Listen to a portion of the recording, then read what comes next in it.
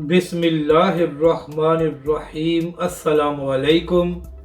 मैं हूं अली असगर और आप देख रहे हैं मेरा यूट्यूब चैनल। तहरीक लब्बैक का पाकिस्तान बचाओ मार्च। लाहौर में स्टेज सज गया। आर्मी चीफ का अहम बयान, किसी को नहीं छोड़ेंगे। इस वीडियो में हम इसी के मुतालिक बात करेंगे। नाजरीन कराम, बिलाखिर 2 हफ्तों बाद अब से थोड़ी देर पहले तहरीक लब्बैक का पाकिस्तान बचाओ मार्च अल्लामा साद हुसैन रिजवी की क़यादत में लाहौर की हदूद में दाखिल हो गया है।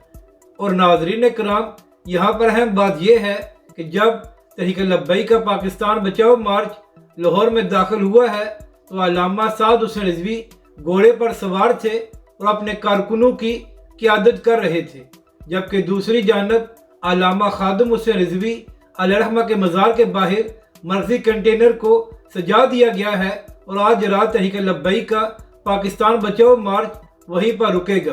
नाजरीन करम, इस वक्त अल्लामा खादिम हुसैन रिजवी अलैहिर्रहमा के मज़ार के बाहर कारकुन बड़ी तादाद में मौजूद हैं जो अल्लामा साद हुसैन रिजवी और तहरीक लब्बैक के पाकिस्तान बचाओ मार्च का इंतज़ार कर रहे हैं। अब बात करते हैं जो आर्मी चीफ का एक अहम बयान सामने आया है। नाजरीन कराम, आज पाक आर्मी की हाई कमांड की एक अहम मीटिंग हुई है, जिसके बाद आर्मी चीफ का बयान सामने आया है। और नाजरीन कराम, आर्मी चीफ के बयान में कहा गया है कि न सिर्फ उन लोगों को सजा दी जाएगी जिन्होंने 9 मई को फौजी तनसीबात और शहदा की यादगारों पर हमले किए हैं, बल्कि उनको भी सख्त सजा दी जाएगी जो इसके मास्टर माइंड थे। यानी कि नाजरीन कराम, अब उन लोगों को भी गिरफ्तार किया जाएगा जिन्होंने ये सारा मनसूबा बनाया था।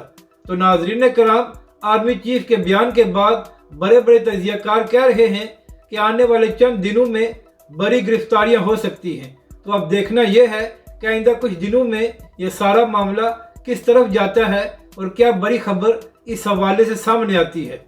अपनी राय का ज़रूर इजहार करें कि आपको यह वीडियो कैसी लगी और हमारे इस चैनल को भी सब्सक्राइब करें।